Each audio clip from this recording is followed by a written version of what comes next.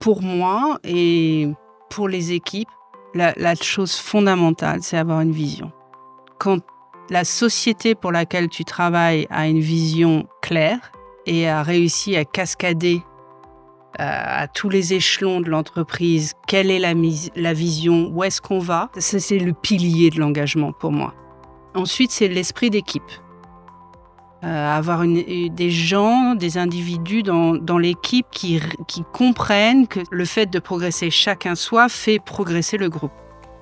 Et puis après, je dirais, c'est pour une société, c'est d'apporter la reconnaissance, mais de façon individuelle. C'est de comprendre qu'est-ce qui motive chaque individu, parce que c'est pas la même chose pour un tel ou un tel. Il y a des motivations qui sont différentes, mais ça suppose de s'intéresser à l'individu. Hello, bienvenue sur le podcast des Leaders sans frontières, le podcast où nous partons à la rencontre des meilleures pratiques managériales et entrepreneuriales, inspirées des différences culturelles et de l'international. Je m'appelle Paul Tressens et vis au Vietnam depuis 2022. En créant ce podcast, mon ambition est de vous aider à élargir votre champ des possibles et appliquer des méthodes venues d'ailleurs dans votre quotidien. Je vous souhaite un bon voyage avec notre invité pour un nouvel épisode des Leaders sans frontières. Bonne écoute! Bonjour Ingrid, bienvenue dans le podcast des Leaders sans frontières. Bonjour. Merci d'avoir accepté mon invitation. Pour commencer ce nouvel épisode des Leaders sans frontières, je vais te laisser te présenter, m'expliquer d'où tu viens, me résumer ton parcours en 2 minutes et m'expliquer où en es-tu dans ta carrière et dans tes projets actuellement. Très bien, ok. Alors Ingrid Picard, je suis française, je suis arrivée en Australie en 1999. Donc bien avant que ça soit à la mode, à la fin de mes études, pour Oui. un stage de fin d'études en fait. Et puis j'ai adoré et je suis restée 5 ans. J'ai été sponsorisée par mon entreprise et puis pour devenir résidente permanente. Ok. Et puis je suis retournée en France pendant 5 ans pour travailler à Paris. Et puis, comme je devais revenir sur l'Australie pour ne pas perdre cette résidence permanente, j'ai fait le choix de revenir sur Sydney pour 2 ans, il y a 16 ans. Ok. Voilà. Et depuis, tu vis ici. Voilà, et donc je vis ici. J'ai eu ma première fille à Paris et puis ma deuxième fille ici à Sydney. Donc ça fait 16 ans qu'on est ici en famille. Et là, on s'apprête à repartir sur la France. Super. Voilà. On va y revenir justement à ton parcours de vie, ta carrière et les sujets que tu as traités au cours de ta carrière, notamment l'intelligence artificielle. On y reviendra sur les différentes fonctions que tu as occupées. Une première question par rapport à l'expatriation. Ouais. Tu l'as expliqué, tu t'es expatrié 2 fois, une première fois en 99 et une deuxième fois en 2008. Pourquoi est-ce que tu t'es expatrié ? Quelle est l'histoire de ton expatriation ? Qu'est-ce qui t'a attiré dans l'Australie ? C'était assez stratégique. Bon, alors c'était dans le cadre, la toute première, c'était dans le cadre de mon mémoire de maîtrise. J'ai fait ce mémoire de maîtrise sur les Jeux Olympiques de Sydney 2000. Donc, il me fallait aller sur place et faire un stage. Donc, j'ai réussi à me trouver un stage de fin d'études chez AOM French Airlines. Okay. Et puis, donc, de venir ici à Sydney pendant 6 mois pour faire ce stage et puis les recherches sur les Jeux Olympiques, la mise en tourisme de la ville de Sydney. Et puis, comme je te le disais, j'ai adoré. Et voilà, et je suis rentrée à Paris, j'ai passé un entretien d'embauche et le type m'a dit « Vous avez fait que parler de Sydney, je crois qu'il faut que vous retourniez à Sydney. » Et donc, voilà. Et donc, je suis retournée sur Sydney et là, je suis restée 5 ans sur Sydney. Ok. Et la deuxième fois, qu'est-ce qui fait que tu y reviens ? Parce que finalement, tu passes 5 ans, tu rentres de 2004 à 2008. Ouais. Et ensuite, tu te réexpatries. Voilà. Dans le même pays même. Dans le même pays. Alors, donc, la première fois que je suis rentrée en France, je suis rentrée parce que même si les 5 ans que j'avais passés à Sydney, c'était super bien passé. J'avais quand même ce désir et cette envie de connaître le milieu du travail en France. J'avais l'impression d'avoir fui et c'était pas ma démarche. Donc, je suis rentrée.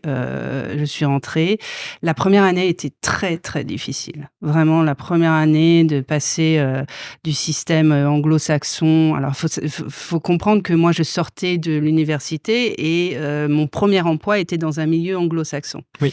Donc, avec des méthodes de travail très, très différentes. Et quand je suis arrivée à Paris, ça a été compliqué de me remettre dans le moule. Je fais souvent l'analogie que quand on s'expatrie, on est une éponge.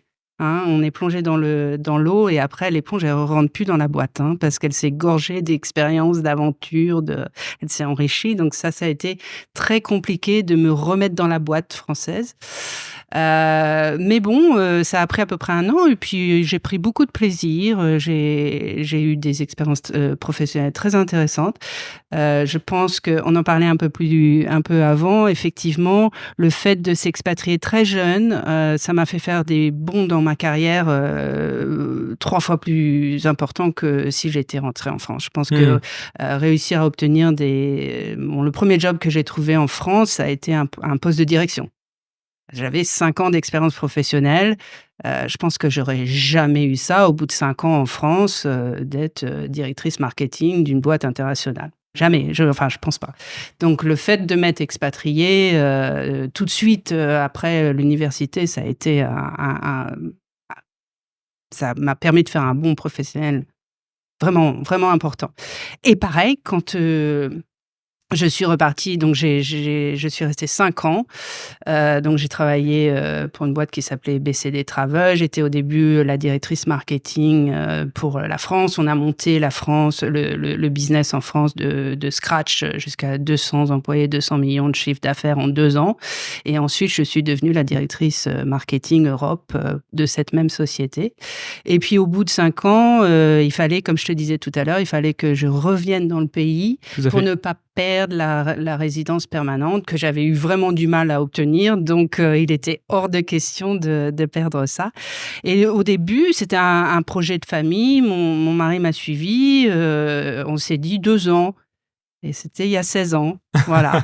Et là aussi, rebond professionnel. Effectivement, oui. Le fait de revenir de Paris sur l'Australie, oui.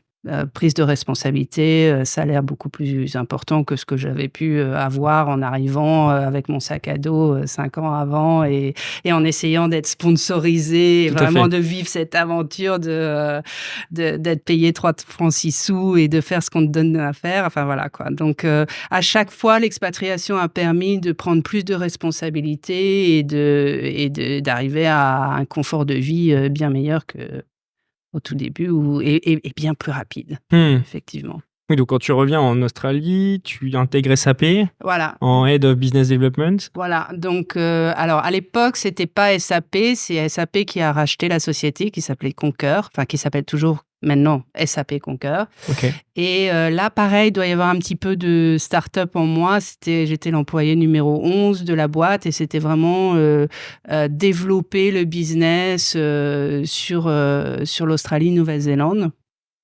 Et donc, fantastique expérience professionnelle à nouveau de pouvoir voir une boîte qui grandit, de créer des emplois, vraiment chouette aventure. Et puis après ça, je suis partie dans une société qui s'appelle SAP. Donc toujours alors transition technologique cette fois-ci. Donc première expérience dans la tech chez SAP Concur, adoré. Le côté innovation, tech, apprendre constamment, le fast pace de la tech. Donc, je me suis dit, je reste dans la tech. Là, ça, c'est sûr, je reste dans la tech. Donc, transition chez Sabre, Travel Tech.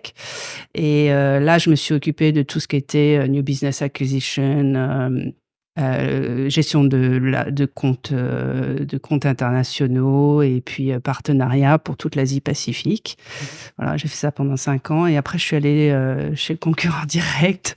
Enfin, je suis passée par Oracle pendant quelques mois parce que j'avais un non-compete de 6 mois et puis Et puis, j'ai fait la transition chez Chez Amadeus, Amadeus, ouais. où j'ai passé les 8 dernières années là. Et pareil, je me suis occupée du lancement d'une BU, d'une business unit, et d'un produit OBT, Online Booking Tool.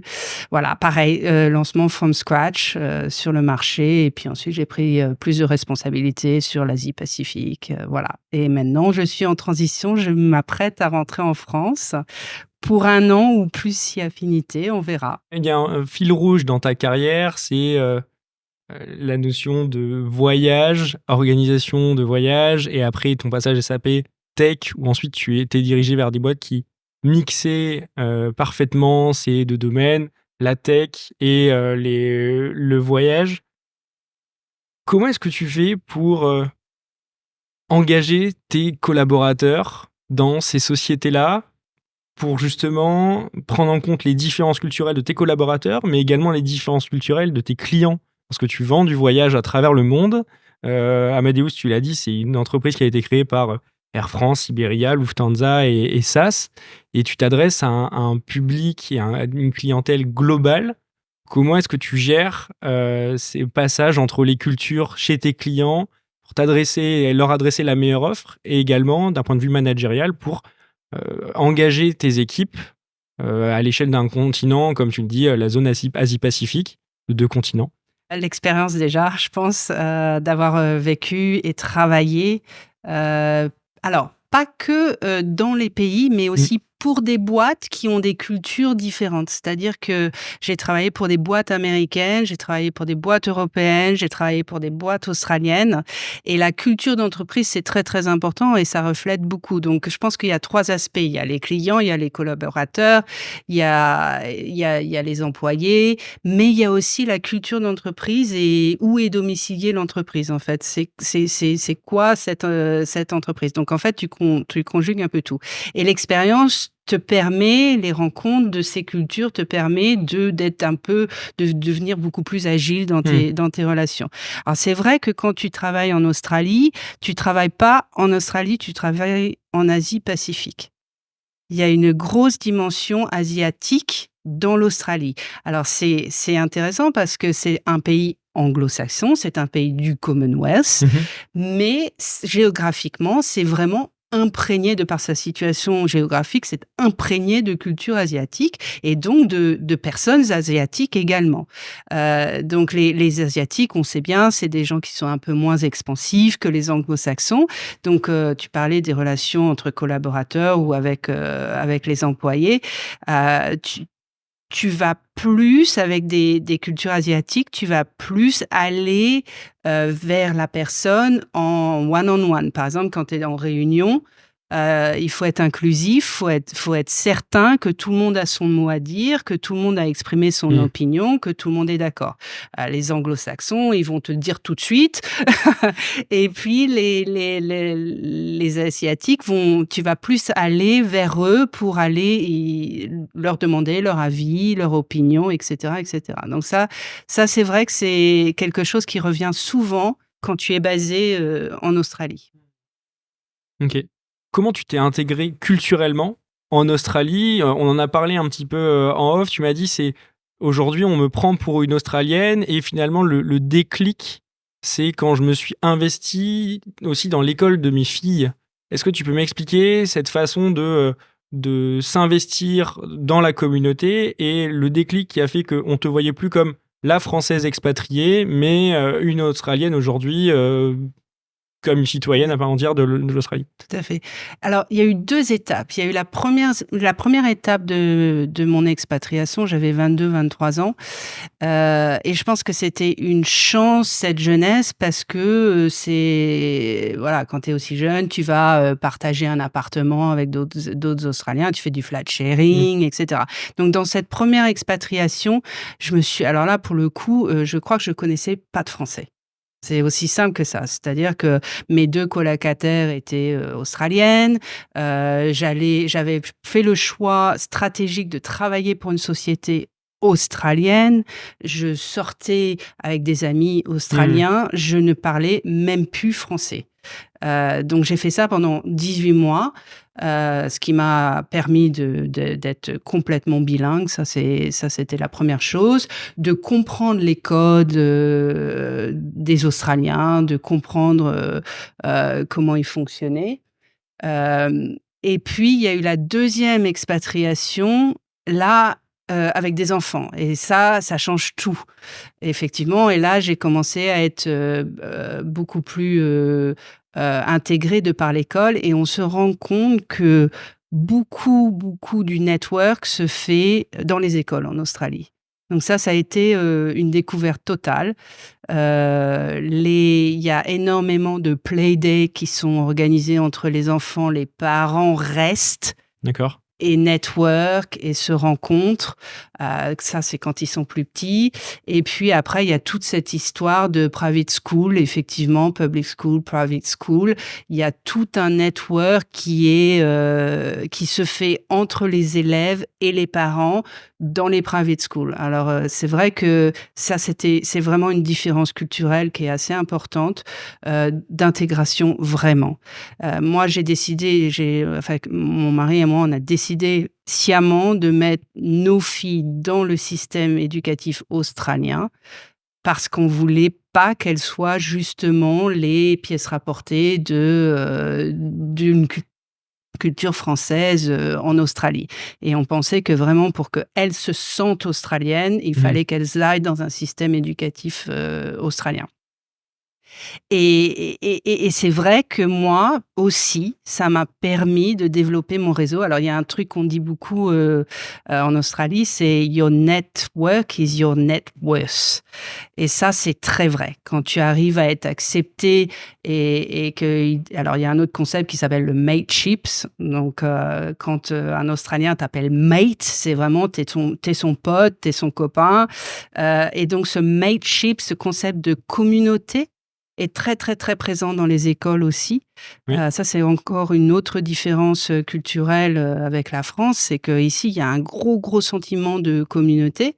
Et quand tu commences à faire du bénévolat dans ta communauté et dans les écoles, tu t'es vraiment intégré. Là, t'es le mate, t'es pas la française. Voilà. Okay. Le passeport, c'est une chose. Tu peux avoir obtenu le passeport, mais c'est vraiment quand tu commences à être vraiment intégré dans cette communauté et à faire du volunteering dans la communauté que tu t'intègres vraiment et tu te fais un réseau. Tu parles de ces écoles et de ces réseaux. C'est ce que tu m'expliquais aussi en off. C'est cette structure qui est différente de la France où nous, on va beaucoup juger les gens par rapport à leur école d'ingénieur, leur école de commerce qu'ils ont fait, l'université dans lesquelles ils ont étudié. Et c'est ça qui va driver beaucoup leur carrière. Ouais. Et c'est très français de commencer par se présenter par son école d'ingénieur de commerce. En Australie, c'est différent. C'est plutôt plus jeune, c'est ça. Et c'est par école, c'est quoi? C'est au primaire, au collège? Alors, comment ça fonctionne? Ce que font beaucoup les Australiens, c'est qu'ils mettent... alors, les Australiens qui peuvent financièrement, parce que ce sont vraiment des écoles très, très chères. Oui. Ils mettent leurs enfants souvent dans le public co-ed, donc école garçons et filles, tous mixés dans le public en école primaire. Et puis, à l'entrée du collège, ils commencent à mettre leurs enfants dans des écoles. Alors, ça commence à changer maintenant, mais il y a encore une dizaine d'années, et c'est historique, c'est très anglo-saxon, ils mettent leurs enfants dans des écoles de garçons ou de filles. Parce qu'ils partent du principe que les enfants vont se concentrer beaucoup plus sur les études et n'auront pas de distraction. Okay. Donc, ces écoles privées de garçons ou de filles seraient l'équivalent, et ça commence au collège. Donc, le collège commence en 5e ici, donc 5e, 4e, 3e, première, seconde, terminale. Beaucoup d'enfants partent dans les écoles privées. Les parents se font un réseau grâce aux autres parents. Les enfants se font un réseau dans l'école. Et c'est vrai que, comme tu disais, en France, on demande où est-ce que tu es allé dans ton école d'ingénieur ou de commerce. Plus tard, on te demande dans quelle high school tu es allé. Voilà. Ok. Et donc, il y a tout un réseau de ces écoles privées et c'est un réseau assez puissant international. C'est-à-dire qu'il y a des associations d'élèves dans tous les pays. Voilà. Donc ça, c'est une des différences, effectivement, qui passe par le système éducatif. Ok. Et après, c'est une reproduction sociale aussi où les parents mettent leurs enfants dans les écoles où ils ont été ou même essayer d'aller les mettre l'école au-dessus en termes de peut-être C'est ça. niveau social. Ah bah totalement. Et il faut se mettre sur les listes d'attente dès que tu tombes enceinte. C'est très, très dur de rentrer. C'est beaucoup plus facile de rentrer si ta maman ou ton papa pour une école de garçons est allé dans la même école, alors tu as une priorité sur la liste d'attente. Donc, D'accord. il faut être également connecté pour pouvoir rentrer dans ces écoles et coopter. Ok. Donc, ça commence, les gamins ont 11 ans. Voilà. Quel a été le plus grand défi culturel que tu aies rencontré en t'expatriant? Alors, je ne sais pas si c'est en t'expatriant en Australie ou en revenant en France. Ça, je te laisse me répondre. Le plus gros choc culturel que tu aies ressenti dans ta vie? Honnêtement, ça a été de rentrer en France, le choc culturel. C'était pas dans le sens vers l'Australie. C'est vrai, en plus. C'est en 2004, qu'est-ce qui justement t'interpellait en rentrant? Alors, il y a un truc, c'est que quand tu travailles en Australie, c'est les horaires. Voilà. Alors, donc, tu commences à 9h le matin et tu finis à 5h. Et puis, tu as une pause déjeuner. Et donc, j'avais commencé dans le système australien. Comme je te dis, j'avais jamais travaillé en France. Donc, pendant 5 ans, j'ai fait mes 9h, 5h avec mon sandwich devant mon PC. Et je suis arrivée en France et tranquillement, à Paris La Défense, les gens arrivaient vers 10h le matin. Moi, j'étais déjà là depuis 8h30, 9h. Et puis, il restait jusqu'à 19h, 19h30, 20h. Fallait aller à la cantoche pendant 2 heures, faire une pause Le midi. cigarette. Moi, je fumais plus. Enfin, tu vois, parce qu'ici, personne ne fume. Je sais pas si vous avez remarqué déjà, mais là, ouais. Donc, il y avait toute cette culture d'aller prendre le petit café à la machine à café, d'aller fumer sa clope, de passer 2 heures à la cantine. Moi, je devenais dingue, en fait. Parce que moi, je voulais me barrer à 5h30, tu vois, et en fait, non, quoi. Donc ça, c'était une grosse différence culturelle entre les deux. Mais j'avais fait l'erreur dans l'autre sens, en fait. C'est-à-dire que quand j'ai commencé à travailler en arrivant à Sydney, j'avais un super manager qui vient me voir un soir et il me dit, je sais pas, il devait être 6h, il me dit, bon, qu'est-ce que tu fais encore là? Je travaille. Il me dit, non, là, on a un problème. Soit t'es lente, soit je te donne tout le travail. Mais c'est l'un ou l'autre. T'as pas à être là à 6h le soir. Et ça a été super formateur. Il m'a assis, il m'a dit, ce qui compte, c'est l'output. C'est tes résultats. C'est ce que tu produis, c'est ce qu'on te demande de faire. C'est pas le nombre d'heures que tu vas mettre dedans. Et d'ailleurs, je veux, moi, en tant que manager, que tu sois heureuse, que tu aies une vie sociale, que tu ailles... parce que demain, tu vas revenir motivé, rafraîchi, reposé, etc., etc. Donc ça, c'était très formateur et ça a été... ça m'a suivi toute ma carrière. J'essaie d'insuffler ça, que ce qui est important, c'est ce qu'on te demande de faire, c'est ta valeur ajoutée, c'est ce que tu peux apporter. Mais c'est pas nécessairement le système hiérarchique, c'est pas nécessairement les heures que tu passes. Ça, c'est très français. La hiérarchie également, c'est quelque chose de très, très, très français. Ayant bossé pour beaucoup de boîtes australiennes, américaines, tu peux rentrer dans n'importe quel bureau, parler à n'importe qui, peu importe son niveau managérial. Si tu as quelque chose d'intéressant ou une idée intéressante à dire, c'est très ouvert. C'est plus fermé dans le milieu professionnel français. Ça s'ouvre. Mais c'est quand même, ça reste très hiérarchique et il faut passer beaucoup de temps au travail. En 2020, tu retournes sur les bancs de l'école. Je vais dire ça comme ça. Tu vas passer... Alors, il y a un institut qui s'appelle l'Institut australien des directeurs d'entreprise. Alors, je fais une traduction française. Ouais. Pourquoi est-ce que tu es parti étudier dans cette école australienne? C'est l'équivalent, c'est quoi? C'est un MBA en fait? Alors, c'est pas l'Institut australien des directeurs d'entreprise, c'est l'Institut australien qui forme les gens qui siègent dans les conseils d'administration. D'accord, oui, moi j'ai traduit ça par directeur d'entreprise, Voilà. mais d'accord. Donc, c'est les membres du company conseil aussi. director ça veut dire un directeur de conseil d'administration. Donc, pourquoi j'ai fait ça? J'ai fait ça pour plusieurs raisons. Déjà, la première raison, c'était le Covid. Donc, j'avais du temps. Je voyageais beaucoup moins. Enfin, plus du tout même. Donc, j'avais le temps de le faire. Ça faisait longtemps que j'avais envie d'apprendre des choses. Et surtout, j'ai choisi cette formation parce que ça te permet de prendre de la hauteur. C'est-à-dire que quand tu es directeur ou directrice d'une BU, tu es dans l'opérationnel.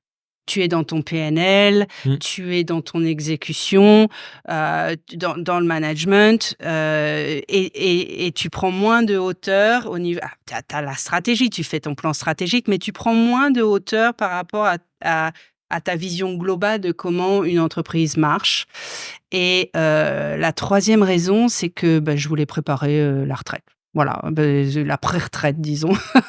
Et donc, je me suis dit, moi, ce que je veux, après avoir travaillé pendant suffisamment d'années à manager des équipes, des BU, j'aimerais bien rentrer dans un conseil d'administration pour pouvoir justement avoir une approche beaucoup plus stratégique et puis et d'ensemble et globale d'une entreprise plutôt qu'être vraiment dans l'opérationnel. Et donc ça m'a permis, on parlait des écoles tout à l'heure, donc je suis devenue la présidente du conseil d'administration des parents d'élèves de l'école privée de mes filles. Alors, pareil, c'était très, très, très intéressant alors c'est not for profit, mais c'était très, très, très intéressant de gérer des gens qui sont pas sur le payroll, qui sont là parce que ils ont envie d'être là et pas pour aider l'école. Alors, l'école, c'est un business en Australie, je pense que tu l'auras compris. Oui.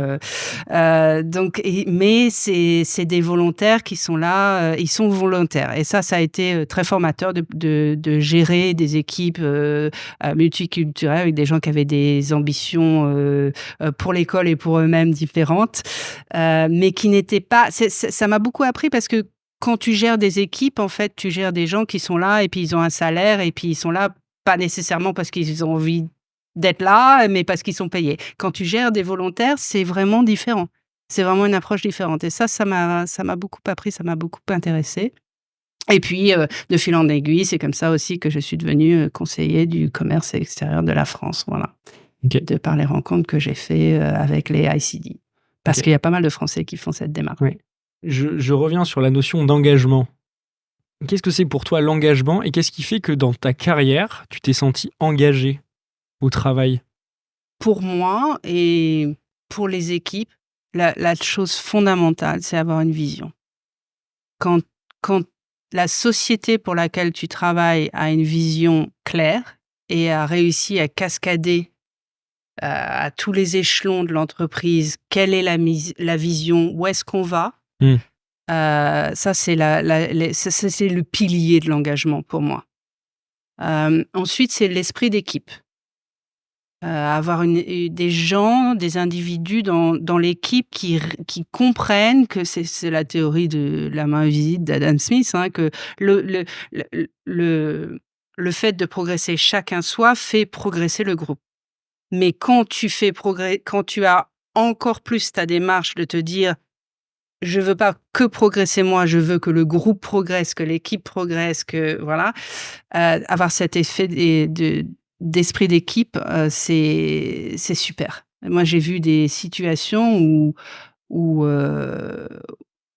des gens sont restés dans des boîtes parce qu'ils bossaient bien en équipe. Ils s'étaient fait des amis. C'était vraiment une volonté de réussir ensemble. Et puis après, je dirais, c'est pour une société, c'est d'apporter la reconnaissance, mais de façon individuelle. C'est de comprendre et d'insuffler ça à chaque leader. C'est de comprendre qu'est-ce qui motive chaque individu, parce que c'est pas la même chose pour un tel ou un tel. Il y a des motivations qui sont différentes, mais ça suppose de s'intéresser à l'individu et avoir une culture d'entreprise qui a cette démarche. Ça, je pense que c'est très important dans l'engagement. C'est vraiment de dire, il faut un esprit d'équipe, mais il faut que toi, en tant que leader, tu connaisses vraiment Pierre, Paul, Jacques dans ton équipe et que tu saches vraiment où veut aller Pierre, où veut aller Paul, où veut aller Jacques et Caroline et Émilie. Voilà. Il faut vraiment s'intéresser aux individus et savoir avoir un bon succession plan sur chaque poste et que chacun soit à l'aise avec ça. Ça, je pense que c'est important pour l'engagement. Ok. Comment est-ce que tu faisais, quelle méthode tu utilisais, toi, pour justement accompagner tes équipes d'un point de vue assez opérationnel? C'était à quelle fréquence? Est-ce que tu as des clés de management que tu utilisais? Tu peux m'expliquer? Ouais, alors c'est beaucoup de s'intéresser aux individus, poser énormément de questions. Par exemple, si quelqu'un te dit non, je peux pas faire ça, essaie de comprendre plutôt pourquoi, le pourquoi. La cause racine, ouais.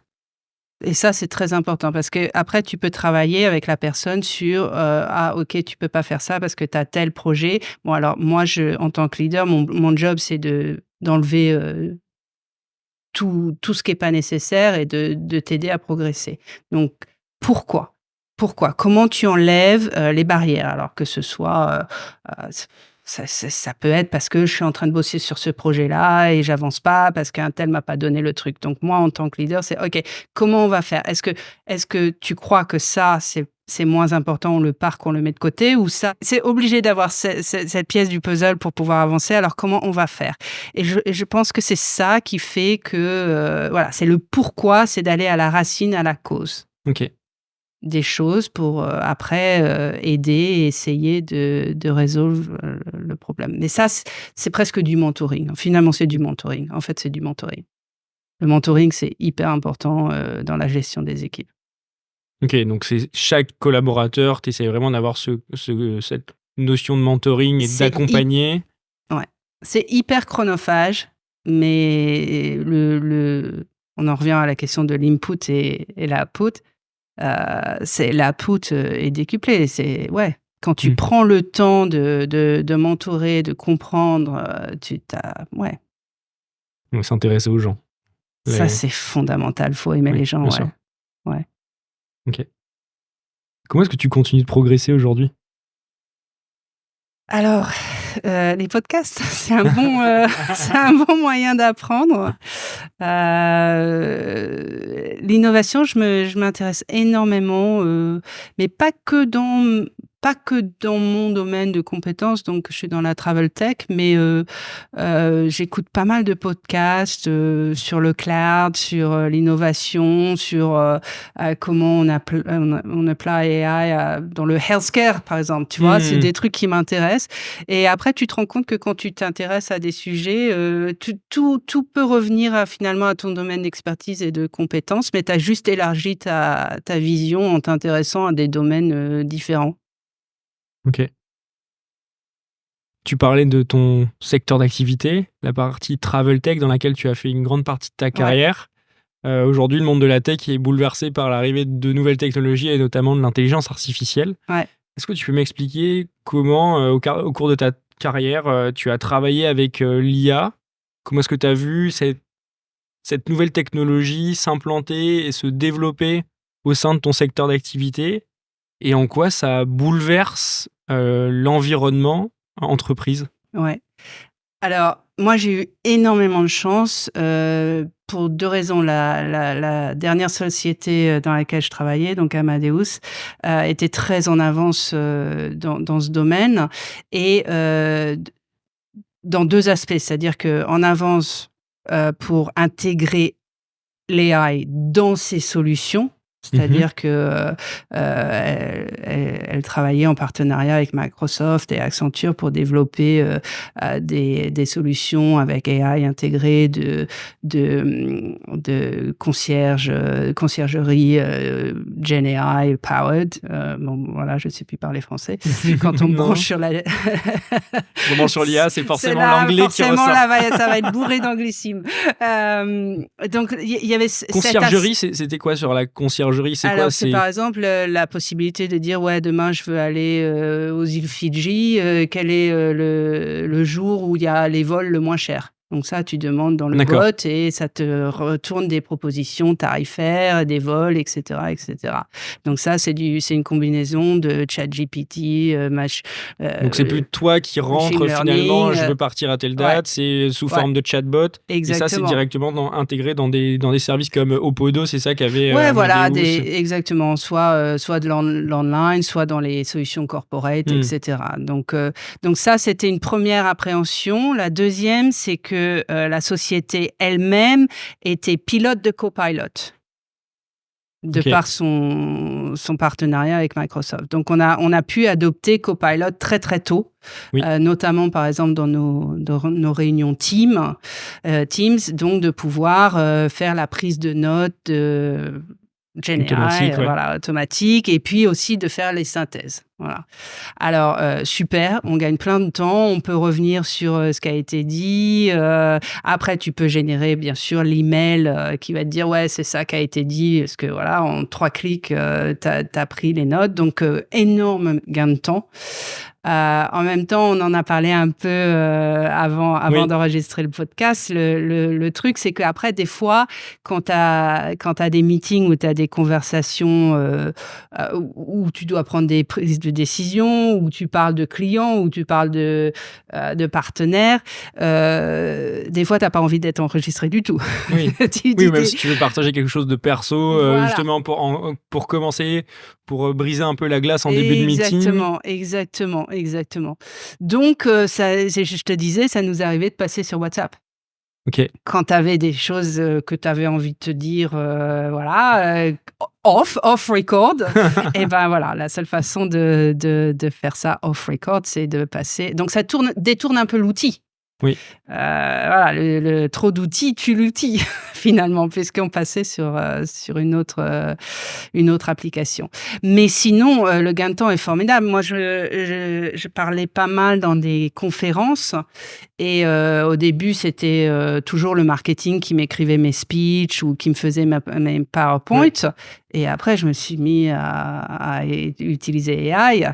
Et aux grandes dames du marketing qui n'avaient plus grand-chose à faire parce que je leur envoyais le discours toujours tout fait, finalement. Oui. Et c'est vrai que... Et moi, ça m'amusait beaucoup, parce que j'étais early adopter aussi. Ça m'amusait bien de faire tout ça. Comment est-ce que, selon toi, cette technologie va impacter l'engagement des collaborateurs dans les années à venir ? Est-ce que c'est pour toi quelque chose qui va... faciliter et favoriser l'engagement des collaborateurs parce que justement on aura automatisé toutes les tâches peut-être redondantes. Est-ce qu'au contraire il ne faut pas faire finalement attention à la partie humaine parce que trop de technologie tue la partie humaine, et comment est-ce que tu vois cela évoluer? Moi, il y a un truc que j'avais commencé à faire, c'était demander à Copilot quand je devais faire une présentation client ou quand je devais parler dans une conférence ou dans n'importe quel cadre du travail, j'avais commencé à demander à Copilot de me trouver des PowerPoint ou des choses qui avaient déjà été écrites sur le sujet. Et c'est vrai que Copilot a cette capacité d'aller regarder pas que dans tes dossiers. Alors, ça peut être un peu dangereux parce que c'est vrai que je me suis retrouvée à avoir des PowerPoint de business unit qui n'étaient pas du tout la mienne et d'apprendre des choses. Mais pour l'engagement, c'est super. Et qui était Parce dans que- l'entreprise, ouais. ça restait dans Ça l'entreprise, a resté dans l'entreprise, mais mais ça allait chercher alors je ailleurs. disais, Copilot, trouve-moi, alors pour retrouver mes propres documents des fois, trouve-moi la PowerPoint, le PowerPoint que j'ai fait il y a 2 ans sur GenAI, l'émergence de GenAI. Et donc ça va chercher tous mes dossiers, tout ce que j'ai fait, et ça me rapporte le truc. Donc alors déjà gain de temps fabuleux pour trouver mes propres dossiers, mais ça te permet d'aller trouver. Alors va me chercher toutes les PowerPoint qui ont été faites sur l'émergence de GenAI dans l'entreprise. Et là, tu vas commencer à avoir des documents de business units différentes qui vont t'ouvrir l'esprit. Tu vas avoir des nouveaux exemples à citer, etc., etc. Donc, j'en reviens à l'engagement. Je me retrouve avec une PowerPoint. Ça m'intéresse vachement. Je vais aller contacter le gars que j'ai jamais vu, jamais rencontré, qui est basé en Pologne. Dis donc, j'ai vachement bien aimé ta PowerPoint. Est-ce que tu as 5 minutes pour qu'on discute de... Donc, je pense que c'est vraiment une façon de sortir de ton contexte, d'ouvrir tes horizons et de rencontrer des gens, de créer de l'humain. Après, ça dépend des individus. Moi, j'aime créer des situations où je rencontre des humains. Mais ça me permet de faire ça. Donc, c'est pas... Non, je pense pas que... Ça dépend de ton utilisation, ça dépend de ta personnalité. Et de toute façon, si t'es quelqu'un d'humain et qui aime les humains, tu vas utiliser AI à ton escient pour créer encore plus de relations. Oui, c'est se dire qu'aujourd'hui, tu as une technologie qui est dans un circuit fermé qui reste le monde de ton entreprise sur ton système à toi en local et qu'après, tu peux aller chercher la bonne compétence parce que tu sais que si cette personne a rédigé ce PowerPoint, c'est qu'il a les compétences et donc ça te permet de connecter plus facilement. Exactement. Là où tu n'aurais jamais eu cette ouverture-là d'esprit, on va dire, et de documents 10 ans ou 15 ans auparavant. Ok. Quel a été le meilleur conseil qu'on t'ait donné dans ta carrière ? Il y en a pas un, il y en a beaucoup, mais ouais, le côté, c'est vraiment l'output qui sort et préserve-toi, préserve-toi, sois heureuse, fais ce que tu as envie de faire. Parce que après, tu vas pouvoir transmettre cette énergie, tu vas pouvoir utiliser ton temps à te développer, à t'ouvrir l'esprit. Et ça, de toute façon, ça va servir à toi, à ton entreprise, à tes collaborateurs, à tes clients.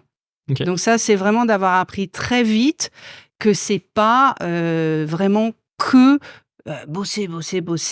C'est bosser énormément, bien sûr. Il n'y a pas de secret pour réussir. Il faut sortir de sa zone de confort. Il faut vraiment aller de l'avant et être curieux. Mais il faut vraiment jamais perdre le cap de c'est l'output qui est important et voilà. Et avoir des bonnes relations humaines, c'est la moitié du travail. C'est ce que je dis à mes filles. Ok, donc c'est relations humaines. Et après, ce que tu disais, c'est tu mets des jalons finalement et tu juges tes équipes et tes collaborateurs sur l'output et donc sur le respect du jalon à la date déterminée. Oui, ouais, c'est ce que je leur dis toujours. Je suis là pour t'aider à y arriver, mais ce qui est important, c'est qu'on y arrive ensemble. C'est pas comment tu vas y arriver. Ok. Est-ce que tu as une citation, une maxime qui te guide dans ta vie ? Ouais. Aide-toi, le ciel t'aidera. J'y crois vraiment. Je dis jamais que j'ai eu de la chance. Je suis allée chercher ma chance. Et après, la chance, elle arrive. Mais je me suis donné les moyens. Je me suis aidée. Okay. Aide-toi, le ciel t'aidera. Donc, tu t'aides, tu te donnes les moyens. Et puis après, l'univers t'apporte les choses. Ok. Mais toi, tout ce qui est dans ton pouvoir, tu mets l'énergie pour le faire. Voilà. Quel est ton indispensable ? Est-ce que tu as un indispensable justement qui t'accompagne dans ta vie, un livre de chevet que tu as plaisir à relire, un podcast, on parlait des podcasts précédemment, que tu écoutes régulièrement, que tu peux me partager ? Alors, moi, il y a une chose que je fais partout, que je vive à Paris, à Sydney, j'ai un peu vécu en Belgique également, c'est je marche. Okay. Et donc, je marche soit en écoutant la musique, soit en écoutant un podcast. Mais je vais toujours me débrouiller pour essayer de vivre à une walking distance de là où je travaille. Et si c'est pas possible, de au moins descendre 3 ou 4 stations de métro avant pour pouvoir marcher en allant au travail ou en rentrant du travail. J'ai vraiment besoin de ce temps, un mois, où je suis en avant, en mouvement. Et puis, selon les humeurs, soit c'est de la musique, soit c'est un podcast. Alors, pour te citer un podcast, j'adore écouter Affaires sensibles. D'accord. Je sais pas si tu connais. Ouais, tout à fait. Voilà. Pour sortir justement Voilà. complètement de Ouais. Alors, c'est pas son les environnement, highs, c'est, non, tu ouais. vois. Et puis, alors, particulièrement, toutes les histoires de meurtres. Ça m'amuse beaucoup. Ok.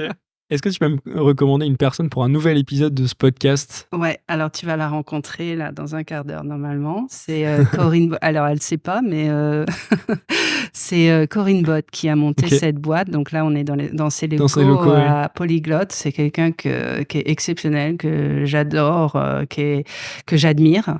Elle a monté cette boîte bien avant que j'arrive en 2019, parce que je me souviens avoir interviewé à Polyglotte, et elle est débordante d'énergie, mais je te la recommande parce que l'avenir, c'est les jeunes, et c'est quelqu'un qui adore les jeunes et qui, d'ailleurs, tu as vu le bureau, il y a Oui, beaucoup de il y a jeunes, beaucoup de- et elle s'occupe de tous les VIE Oui. ici en Australie, et elle a permis à je sais pas combien, il faudrait que tu lui demandes combien de jeunes Français de venir vivre ici en Australie et s'épanouir, et je pense que il faut que tu la rencontres. Voilà, Génial. et c'est pour ça On va qu'on faire est là ça. ici aujourd'hui. Super. Merci beaucoup. Où est-ce qu'on peut te suivre ou te contacter, Ingrid? Sur LinkedIn. Ok, Voilà. très bien. Je mettrai le lien de ton profil Super. en commentaire. Merci beaucoup. Merci pour ton temps. Merci à toi, Ça a été un plaisir d'échanger avec toi aujourd'hui. de même. C'est la fin de cet épisode. J'espère que vous avez passé un bon moment et que vous avez de nouvelles idées pour élargir vos horizons. Si vous avez apprécié cet échange, n'oubliez pas d'ajouter 5 étoiles sur votre plateforme d'écoute préférée ou de vous abonner à la chaîne YouTube. Je vous dis à très vite pour un nouvel épisode des Leaders sans frontières. Au revoir.